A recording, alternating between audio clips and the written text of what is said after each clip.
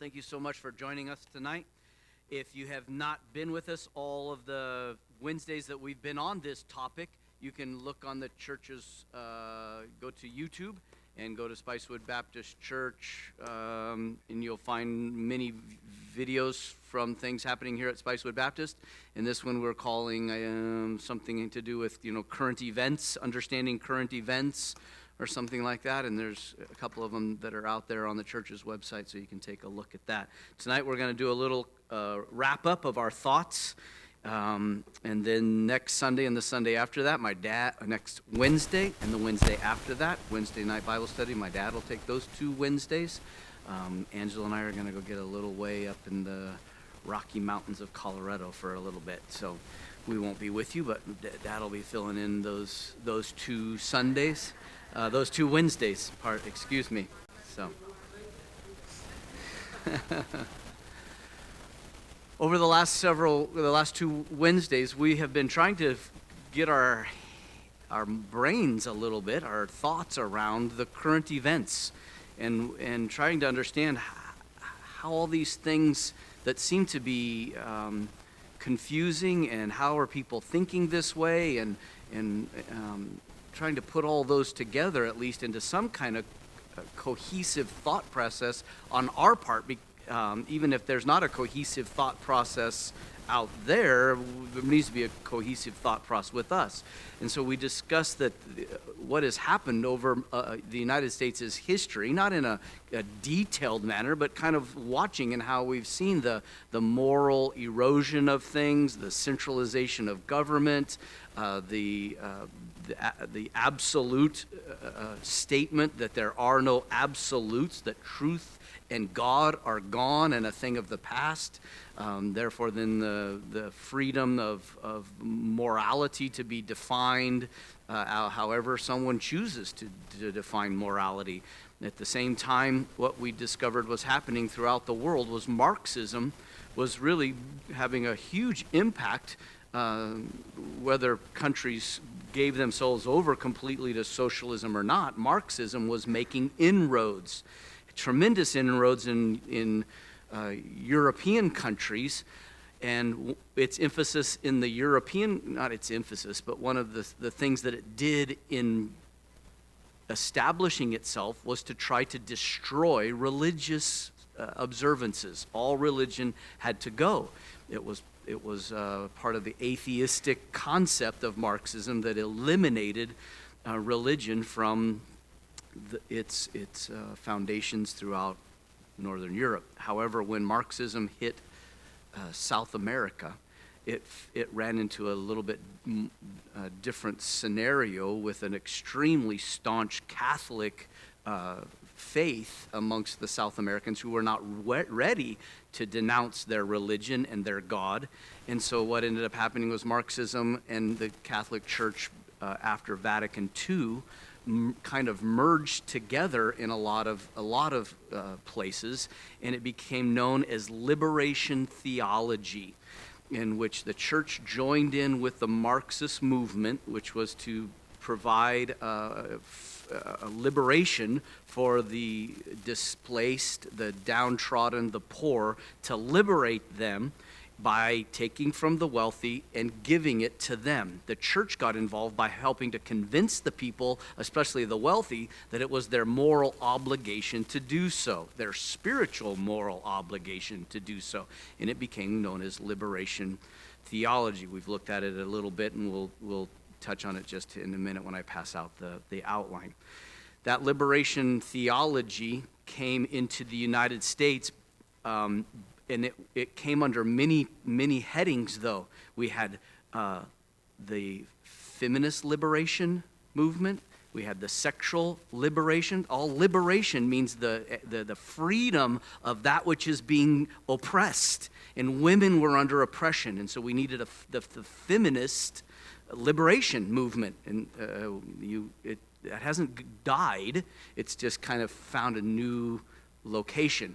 The sexual liberation. What was that from? It was because there was this oppression of sexuality in our country, and it had to be liberated. There was a need to liberate people of color, and And so there was this need to liberate them. And as the church got involved with men like Farrakhan, Jesse Jackson, oh man, I should have wrote these. Sharpton was one of them. Wright, Reverend Wright was another one of those. Those men embraced it, and they embraced the liberation theology of South America and kind of reformed it into what is known to this day as Black liberation theology. And so then that has infiltrated the church, and we'll talk about how that has happened tonight. We'll try to discover how is it that this Black Lives Movement has come from almost a little bit of obscurity to this prominence, this prominent place within our culture that's making every news hour. It is at the forefront. How did it move so quickly to this position? Tonight we want to talk about how the evangelical church, because the world church has embraced it, the evangelical church is on a slippery slope on it, and then I'm going to give you 7 things in closing that every Christian ought to do in light of what we're learning from our time together on Wednesday night.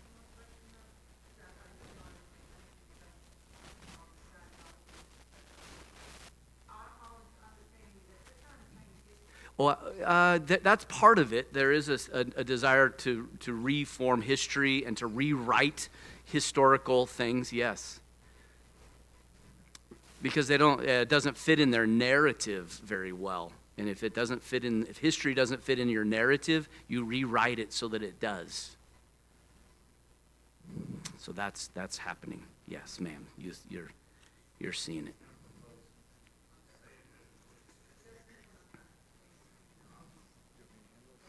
You got some willingness? I would love for that to happen. Thank you.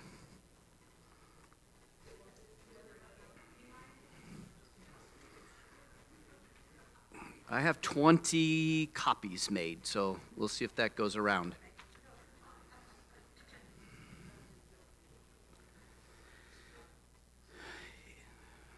If you don't understand it, you are with the rest of us. Because what has happened is that in the process, logic and logical thinking is no longer, actually they believe that, and where did I watch this? I watched this on a video this week from a Black Liberation Conference in which they stated that European logic, which started in Greece, right? Logical, like A equals B equals C, then if that happens, then if A equals B and B equals C, then A also equals C. That's all logical, right?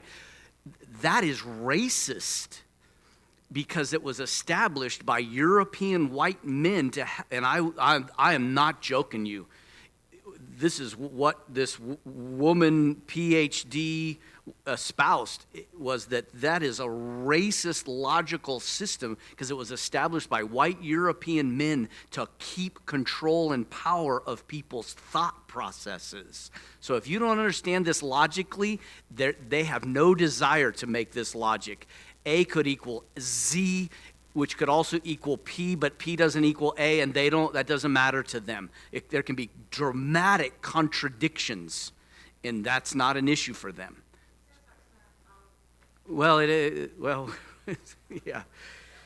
So the way this got started in the church, we're trying to see how because the world church is behind this.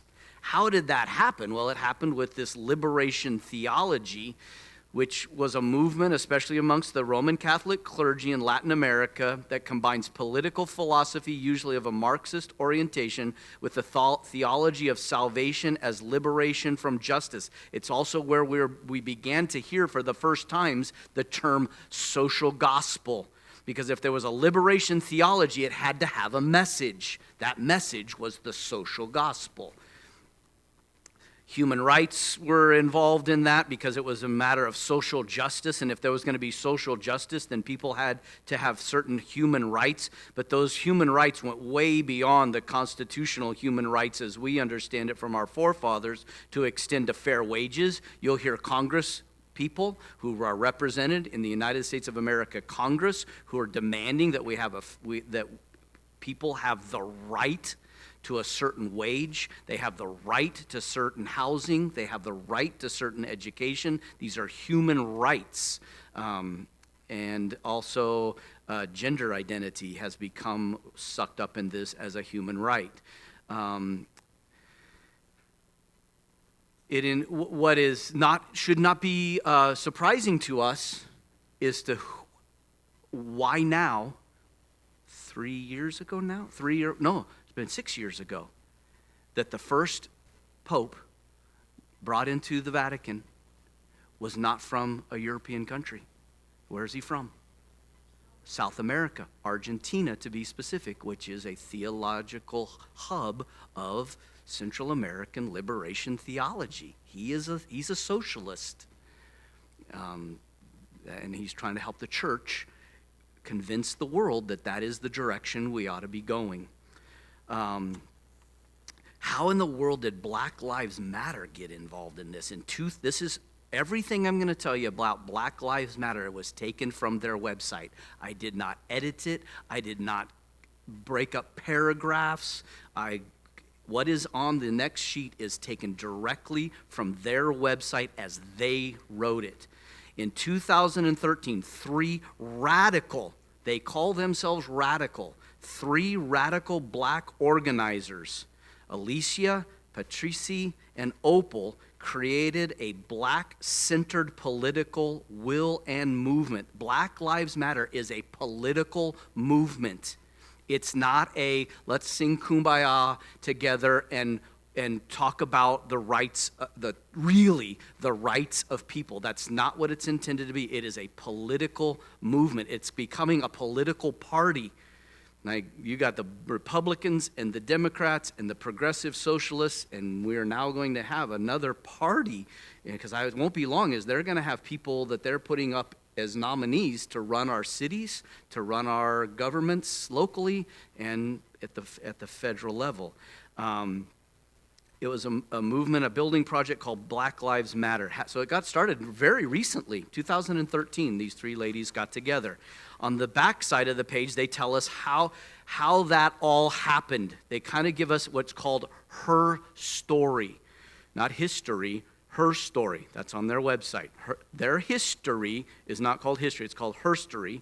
Herstory of the Black Lives Movement. What ended up happening is they noticed gaps in movement space and leadership within the Black liberation movement. So these women went to the Sharpton rallies, they went to the Farrakhan rallies, they went to the rallies of the Black liberation movement, and they found they weren't welcome. The reason they weren't welcome is because they had a specific agenda, and the Black liberation theology movement of mainly black men were not willing to let them have their place at the table. They say that. They say that. Black liberation movements in this country have created room, space, and leadership mostly for black heterosexual. So these were heterosexual men who weren't going to let these ladies have a seat at the table, and so they went home and formed their own organization. They did not want to have it. They weren't welcomed. They weren't welcomed as they thought they should be at the heterosexual cisgender men, leaving women, queer and transgender people, and others. That's why. Even Al Sharpton and Jesse Jackson didn't want to be associated with a queer and lesbian movement.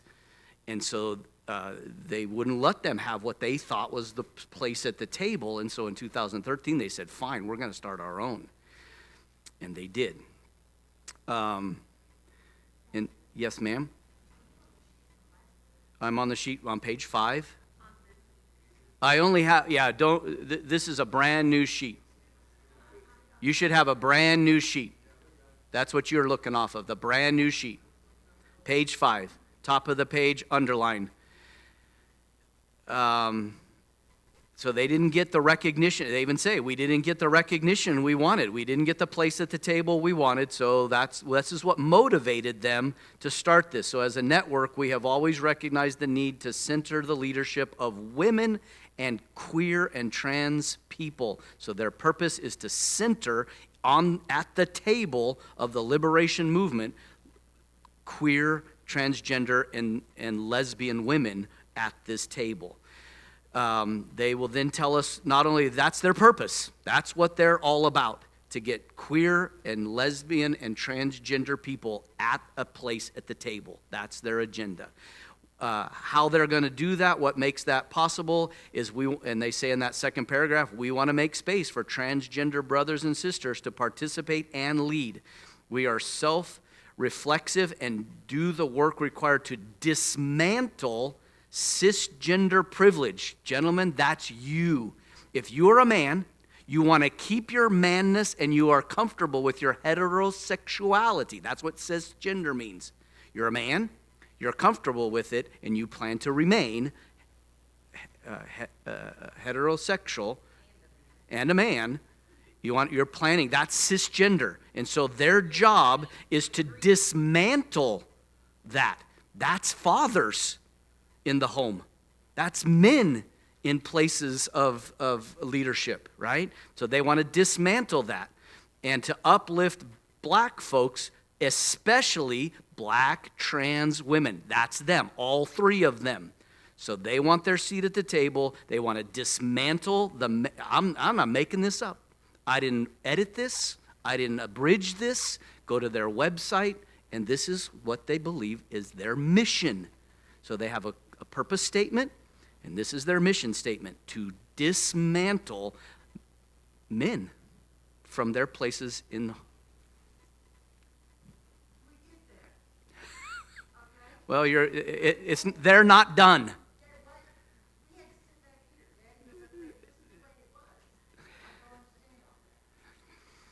Well, so they want to change. So they're planning to dismantle it. We want to build space, next paragraph, to affirm black women as free from sexism, misogyny, and environments in which men are centered. This is their mission statement. This is what you're reading their mission statement. I thought it was very interesting in the next paragraph where I only underlined one particular place, and that is they want to dismantle patriarchal practice. So the patriarchal practice, you understand, that's a husband and a wife, a man who is a man, a woman who is a woman, who want to have children, as has been the tradition of mankind from the origin. They want to dismantle that. They are not marching. They're not marching to have peace in communities. There's nothing in here on their mission statement concerning that. They have an agenda, and this is it.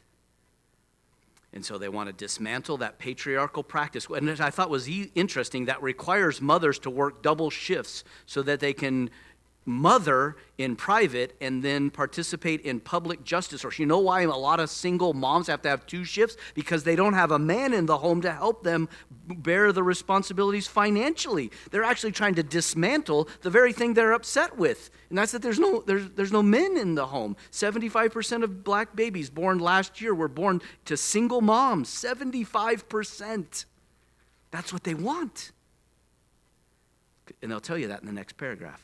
We disrupt the Western prescribed nuclear family structure. That's not I didn't make that up from listening to their broadcast. This is on their website. This is their desire. By supporting each other as extended families and villages. So when our previous president's wife, Secretary of State, said it takes a village, she's buying into this mantra. This is not the family that God created to help create a civilized society. They want to dismantle that and collectively care for one another. So our purpose is to have this collective, basically we want to use men to breed, and then we want them to get out of there so we can run our families. It's destroying us. Pardon me? Absolutely. The government has actually made that possible for them. Yes, absolutely. Yes. Well, they got to have them to breed. That's it. And even these women have used men to breed. So we collectively care for one another, especially our children, and to the degree that mothers, and then what happened? What would you suspect to be the next word? Fathers. No. Parents. That's why you can have a mom and a mom. Parents. Co-mingling people of the same sex who have children. Don't refer to one as the dad and one as the mom. They are parents. They're co-parenting. So they don't want dad in this picture at all. They want women, they want people of same sex who have children, and children to be comfortable. We foster queer affirming network. When we gather, we do so with the intention of freeing ourselves from the tight grip of heteronormative thinking. This is their mission statement. Okay? So what has happened? Next page. Extremely diverse parties. The World Church, which is about liberation theology, social justice, and inclusivity. I watched a broadcast yesterday of a social justice conference in Detroit. 2 women, 2 men that were they were all black, but what was surprising is that the 5th individual was a Muslim cleric. So in the Black Liberation Theology Conference, they're being completely inclusive because Islam also is fighting and demanding black liberation. So the World Church, which involves liberation theology, social justice, which we learned about, and if you didn't see that, we have a good thing on social justice by Vodi Buckham on the website. He talks a lot about what is social justice all about. And then the inclusivity of all religions, we have that coming together. We have the Socialist Progressive Party, which is basically Marxism. We have the Black Lives Matter movement. We have the LGBTQIA plus movement. We have the feminist movement, the environmentalist movement, and the anarchist movement. And they are all hitting the streets at the same time right now. And one of the main hubs is Seattle, right? I mean, and Seattle is caved.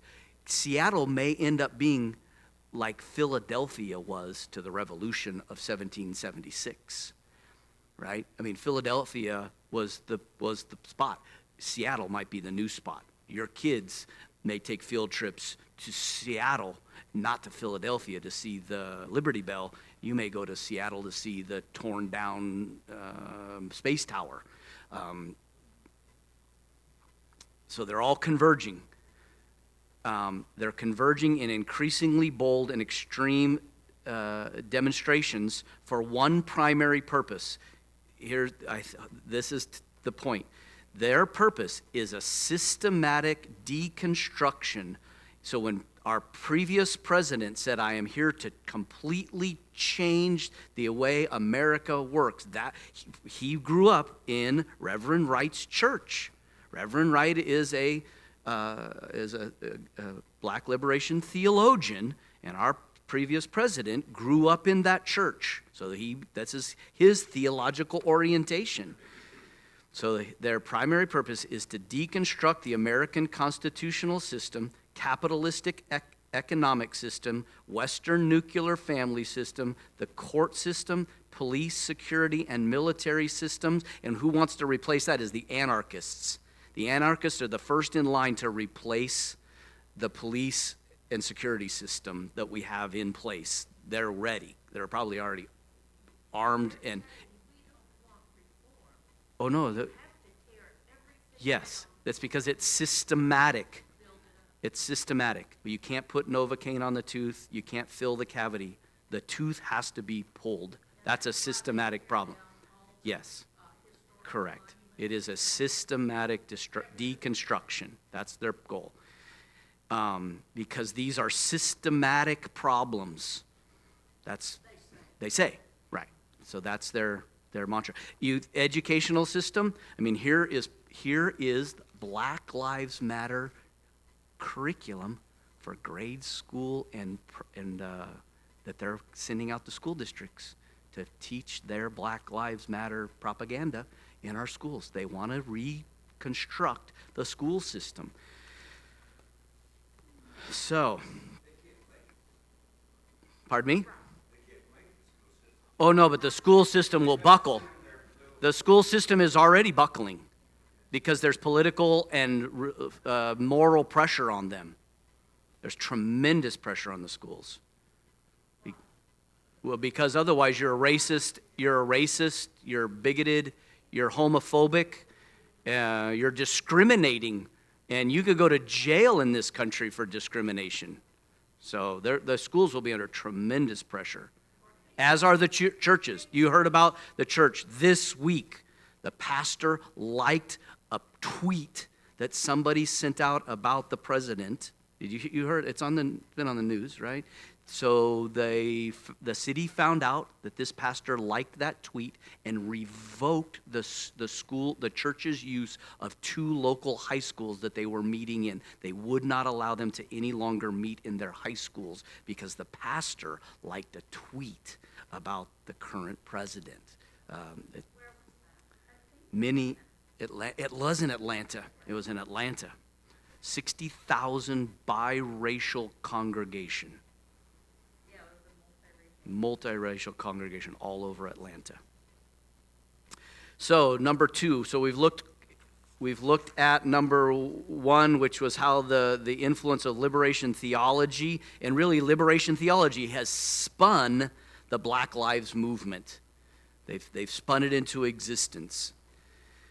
The purpose of the New World Church under Black liberation theology will champion the moral obligation to deliver people from financial, social, racial, and gender injustice. The church will show us how that is morally correct. This is what Marxism in Europe did not do and why it was not as successful. This will be much more successful because it will have a moral, spiritual component to it. The church is now the instrument of the movement to convey the morality of the systematic change. There are churches all over Austin that are preaching the necessity of this change. There are Unitarian churches now emphasizing the dismantling of the Austin Police Department. The churches are getting involved because it's morally what we ought to be doing, because the churches have bought into the Marxist rhetoric. It will dignify, the churches particularly are dignifying poverty, homelessness, dependence, and even anarchy and lawlessness rather than inspiring and helping people to rise above it. Because if you try to inspire people to rise above their circumstances, they will tell you that is judgmental, racist, shaming, and intolerant. Because who are you to say that your lifestyle is better than theirs? If they want to live under a bridge, they have every right to do so. And if that infringes on you, because that's as viable of a lifestyle as yours is. Social justice then demands that those of the privileged group, which we learned a lot about social justice last week, the privileged group and power group are really morally demanding that power and that privilege be transferred to those who do not currently have that power. They are a marginalized and oppressed groups. We actually owe it to them because the oppressed were used to provide the group that is now in privilege, that right now has power. You've used them to get that. And so by you transferring what you have to them, that is justice. The world church will now frame the redistribution of wealth and power as a spiritual obligation. Millennialists primarily. 18 to 25. 18 to 25 who've never had a job in their life and everybody's paying for everything. They have not even heard the word no except on a TV program once. That's not sarcasm. Although what you have to understand is all of this has to be in place. This is exactly what has to happen. And it's one reason why this has gone global. Are you bizarrely, why are the Black Lives Matters marching in London, Sydney, all over the world? Why? Because the United States is, as the white is here in the United States is to the world. And the world sees the United States as unfairly gaining its power and influence. And it needs to be brought down. And the one way we'll bring it down is we'll convince those knuckleheads in the United States that if they pay into carbon emissions credits, that we can take their money and we can then redistribute it. And guess what? Those carbon emission credits that we're supposed to pay into through Al Gore's bank account, that is never going to reach the farmer in Guatemala. That's going to be sucked up by bureaucrats and wealthy people who are going to use all of that for their own purposes and good. But it has gone global because what they want to have happen in the United States, the world wants to happen to the United States. And that is absolutely necessary because the United States is the last bastion of capitalistic republic left in the world, in the freedom. And we've got to get a whole generation that is ready and ripe for someone to say, remember Ronald Reagan's great quote, I'm the government and I'm here to help should be the worst thing you ever hear. That was what Ronald Reagan said, right? I'm the government, I'm here to help. No, we have a whole generation that I'm the government and I'm here to help. And the kids are going, finally. Because you've taken care of me and taken care of me and taken care of me, and so you need to continue to just take care of me right on through. So this has got to happen. It really does. I don't want to see it happen. It's going to destroy this country. It's going to destroy our way of life, our quality of life, our economic quality of life. I lived 2 years and started a business in Argentina and went through monthly riots like this. There was a way of life in Argentina. If the news would report there's going to be riots, the city shut down, nobody moved. They went through the city rioting, burning, doing whatever they were going to do. When it calmed down, then business went back to normal, and the government sucked up everything that you could ever produce. They just sucked it up and went on their merry way. And So it's a terrible thing, but I think it has to happen in order for there to be an antichrist who comes on the scene and says, I have the perfect solution, and the whole world is ready to go, bring it on. And that's where we're headed. So David Schaefer, are you back there? Let's watch this video real quick. Stop the violence! Hundreds of people showed up for the June 13th Black Lives Matter peaceful protest in Marble Falls, and the organizers were grateful for all the people who showed up and stood together. I think it turned out wonderful. I was glad that people were able to come together and stand up with us and be a unit for this cause and to show that we do matter and they care and they hear us. It's important to be heard because people might not have that personal experience, but just understanding and deepening what they go through, that's how you're going to be a part of the change. Organizers also hope people learn to empathize with one another. People see differently that just as I said, I live the black experience, so people probably won't understand it if you're not black, but people can be compassionate with you and hear you. I'm not asking you to actually understand everything and put yourself in my footsteps. In my shoes.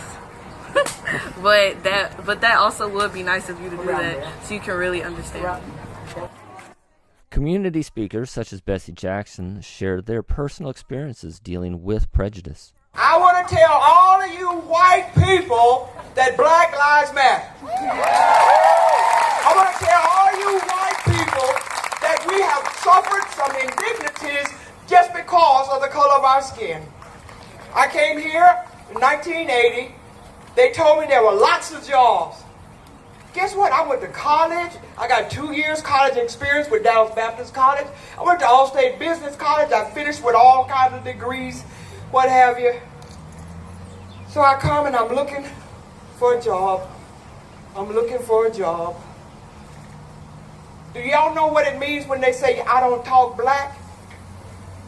For some reason, I didn't talk black on the telephone. The job come on over, and when this black face showed up, the job was automatically filled. I was so disappointed. And started applying the degrees that she had. And I don't know how all of you know her, but she began to rattle off all of the jobs and all of the placement that she had set on boards and community things. And I thought, she's right now arguing the very thing that this rally is against.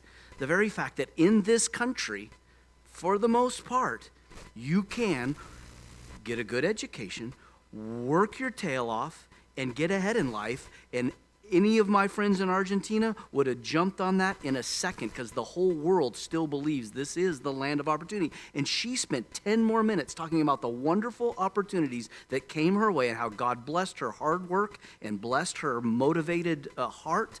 And she had job after job after job after job. And I thought, when I saw them cut that off, I thought, they're trying to frame the argument by editing what she actually said. I was there and I listened to her, and I turned to my dad and I said, unfortunately, she's proposing and she's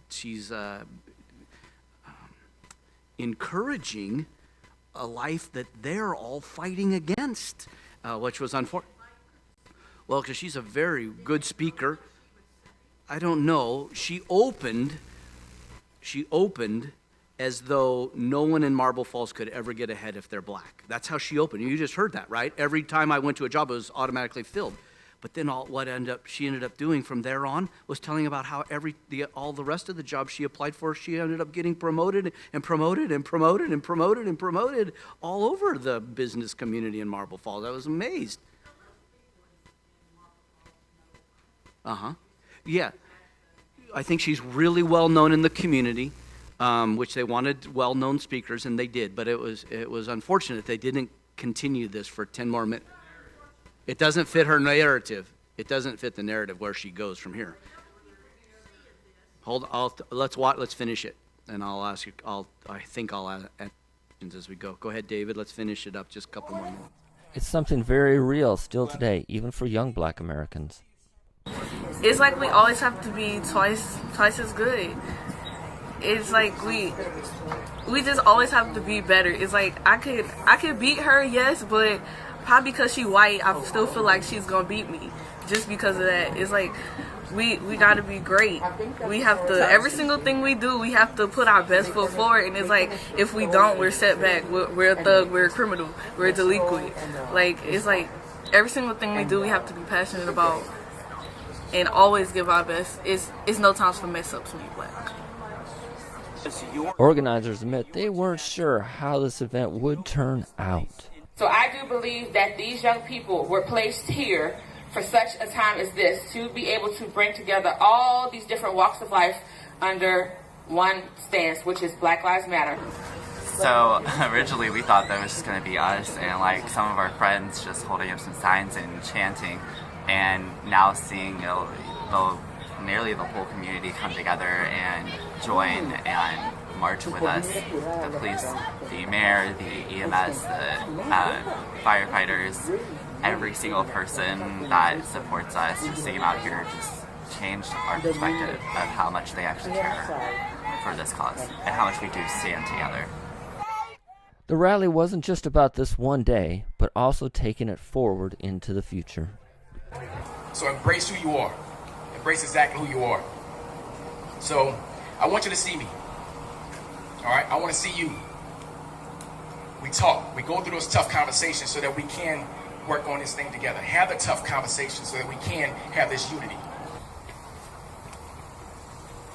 I would like to see people continue to keep the conversation going. Don't allow this to just be a one-time thing, but in any way, daily, if you could change the minds of people to do that.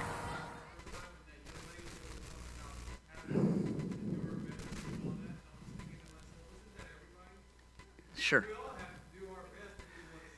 Right, but she's saying if we don't, then we're called hooligans, and that's her perception of that. You're right, I think, right, we would all have to say, even, right, that's true. So I went, and probably 75% of what was said I could completely and wholeheartedly agree with. People's lives matter, Black lives matter. We need to come together in peace. We need to be careful how we treat each other. We need to look for commonality. I mean, all of those were the message. What they didn't understand, which I can't, it was as if nobody cared enough and was careful enough to go open the website of the organizing group and find out what they were all about and what their primary intention was. So on the backside of this, my take on the Black Lives Matter rally in Marble Falls is it was a wolf that got into the pen, and the shepherds that were there of the sheep, because there were a lot of Christian people there, and the sheep themselves could not identify the wolf that had crept in among them. Because if I could have written the headline of the newspaper the day following, here would have been my headline: Southern Baptists join with Buddhists to promote the radical Black Lives Matter political agenda and its allies. We had a Baptist pastor bless the event. We had a Baptist pastor speak, and I don't think he had taken the time to find out what Black Lives Matter was all about. Then we had a Buddhist speak, and she told us all that we needed to come to an agreement and a contract with her to embrace this movement and to march with them through the streets. And if we didn't, we really needed to just be quiet and come and get on board. And she wanted us to agree to a contract of buying into this. She was the last speaker. She was clearly a Buddhist. So I was rather disappointed with the Southern Baptist men that were there to have not at least said, there is another agenda here that you at least need to know about, and let their free speech be known to say, we would all agree that Black Lives Matter, Red Lives Matter, Green Lives Matter, even people of that we don't agree with in their gender identity, their lives matter. Every human being on this planet, lives matter. However, let me tell you what the agenda is here. That was not made possible, or at least no one dared to make such a statement possible. And so I think what is happening is that the evangelical church, for fear of being labeled intolerant, racist, and compassionateless, is slowly moving in this direction. There's an increased prominence of the social gospel in the church's agenda. The churches, even Southern Baptist churches, you're not seeing people brought in who are musicians who are going to spread the gospel and give an altar call. We're setting up tables and we're handing out food. That's our primary objective now, is to house the homeless, feed the poor. There hasn't been a evangelistic rally and concert that I know of in most of the mainline churches in the area. We've done it 2 years ago for a couple years in a row. Yes, we are interested. We have a food pantry. We are handing out meals. We're about the crisis center. But our emphasis is the gospel of the death, burial, and resurrection of the Lord Jesus. The emphasis is not on the social needs of people, though we are not neglecting the social needs of people. That's not what they're in most need of. What they're in most need of is what Jesus can bring into their life. And so there is this increasingly prominence of the social gospel in the church's agenda. And again, every church ought to have a food pantry. Every church ought to have a benevolence fund. Every church ought to use every penny in their benevolence fund and try to raise more, because there are people in need and we need to meet those needs. But that is not our primary mission. Our primary mission is the declaration of the work of Jesus. And there's also now a willingness, and this happened at this rally, and I've seen it on the news now a couple of times. There is this by the evangelical church, there's this willingness to accept a distorted sense of guilt for being in a group we are in for the behaviors of others. And there's a sense of guilt, and there are people going into evangelical church settings and apologizing for the history of 200 years ago, 250 years ago, because they've been given this unusual sense of guilt on them for the sins of the past and the sins of people they don't even know and have any involvement in. And I think we need to say, no, that's not biblical. I'm not responsible for someone else's sin. I'm definitely responsible for my own, and I will deal with that. And if you bring me up on that and it's there, I need to deal with that. But I'm not responsible for someone else's sin in a sense of guilt and for what other people have done, to the point of making apology and paying back these people remunerations. There's a sense of that happening within our country. Let me finish these last 7 and then I'll take questions. How do Christians respond now? I think this is what every single Christian needs to do. 7 things. Biblically deal with sin in your own life. If there is pride and arrogance and superiority and racism as traditionally defined, that is sin in all of its forms and ought to have nothing to do with the Church of Jesus Christ. We are one in Christ, neither Jew nor Greek or bond or free or male or female. The first convert of the Gentile world was probably a black man who was the treasurer of the queen of Ethiopia. He was probably a black man. The first Christian convert, Gentile, was probably a black man. The second most prominent Christian in the Western world was a woman, Lydia. No, we aren't. We're surprised because you would think that this is a male religion. It's not. I think God chose those two to make a point. This is not some male-dominated religion that is only for the white. This is for all people, regardless of color and gender and nationality and economic background. And if we have any issues with that in our heart towards other people, regardless of their color or their economic standing, even though we may believe that they're wrong in their choices of sexuality, for us to have pride and arrogance and superiority and racism as it's traditionally defined, that is sin, and every Christian needs to deal with that. That has no place in the Church of Jesus Christ. There is no place for racism in our church, in the church.